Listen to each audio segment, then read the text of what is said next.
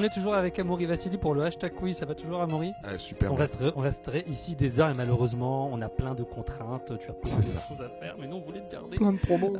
Tu reviendras nous voir une autre fois. Avec grand plaisir, ouais. Un rôle dans une comédie musicale, j'accepte ou je next?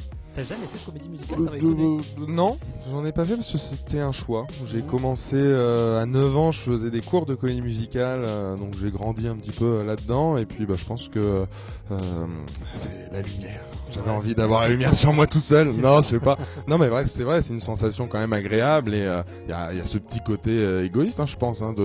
C'est voilà, un public qui t'applaudit, c'est un grand kiff. Tes titres à toi, que t'as et là, aussi, en plus, donc, c'est un nouveau tournant. C'est que je chante mes mots et donc mes chansons. Donc c'est chouette. Très bien, ça répond du coup à la question.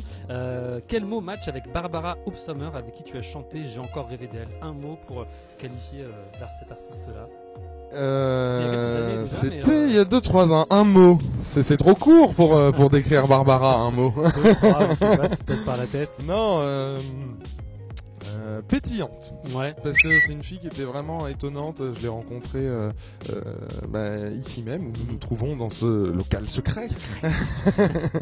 et vraiment, elle m'a surprise parce qu'elle était vraiment toute jeune en plus et toute fraîche et à respirer la joie de vivre et puis j'avais besoin d'une fille qui avait cette petite voix toute claire, toute guillerette, voilà, et elle l'avait, et donc ça a été un plaisir de pouvoir faire ce duo de J'ai encore rêvé d'elle. La chanson que tu écoutes en boucle en ce moment, c'est quoi?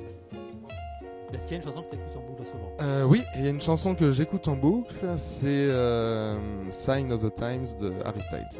Je vais chercher aussi. C'est bon, mais je l'ai. anglais. Oui. Le tube de Mike Brandt que tu retweeterais, ce serait lequel?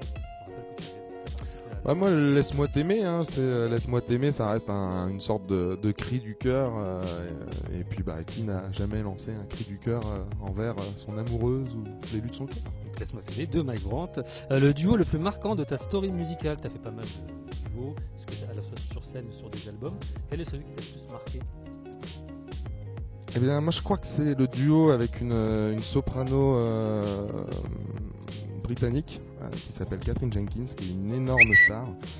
Et elle m'a vraiment surprise parce qu'elle avait, 26, 27 ans, mais elle est juste magnifique. Quand je dis magnifique, c'est magnifique.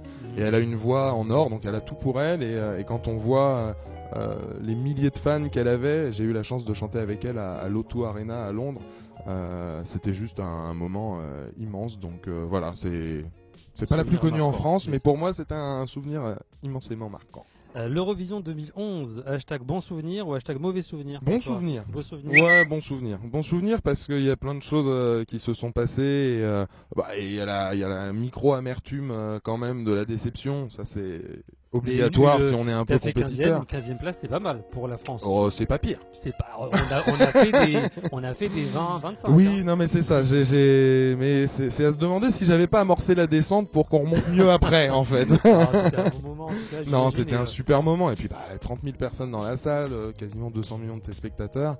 Et puis ça m'a permis de faire des concerts partout dans le monde après, grâce à l'exposition que ça m'a donné. Donc non, bon souvenir. Très belle prestation. Bon, on t'aurait mis 12 points à nous.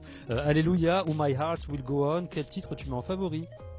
Alléluia, parce que je l'ai découverte par le biais de plusieurs artistes, notamment Rufus Wainwright et évidemment Jeff Buckley. Et j'adore ces deux artistes-là, donc Alléluia, 15 000 fois. Ils sont un peu dépressifs, enfin Jeff Buckley est un peu dépressif, mais on aime bien quand même, on aime bien un peu être déprimé, ça nous fait du bien. Josh Groban te propose de partager un duo avec lui, tu réponds quoi? Je réponds oui, un grand oui. Moi je vous imagine trop chanter ensemble, même là je vous imagine. Mais ça serait super, en effet, j'ai eu l'occasion de le rencontrer quelques fois, on n'a pas encore eu l'occasion de le faire, mais si je le rencontre une nouvelle fois, d'ailleurs en vrai Twitter existe aussi pour les Américains, ça pourrait être une bonne idée là. Si tu lui envoies un message Twitter et que ça le fait, voilà. on va dire que c'est grâce à nous. Ah bah oui, on le dira. Pour conclure, Amaury, ton hashtag de fin pour conclure l'interview, ce serait hashtag quoi?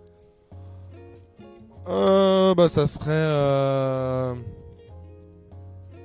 motivé. Hashtag motivé. Ouais, parce que il faut être motivé. Ouais, je suis motivé, il faut être au taquet, voilà. Et pour nous ce sera hashtag tout simplement, et on te souhaite plein de succès avec ce nouvel album qui est sorti le 18 mai avec plein de chouettes titres, et merci d'avoir été avec nous. Merci beaucoup. Merci à vous de nous avoir suivis et à bientôt sur hashtag. Ciao.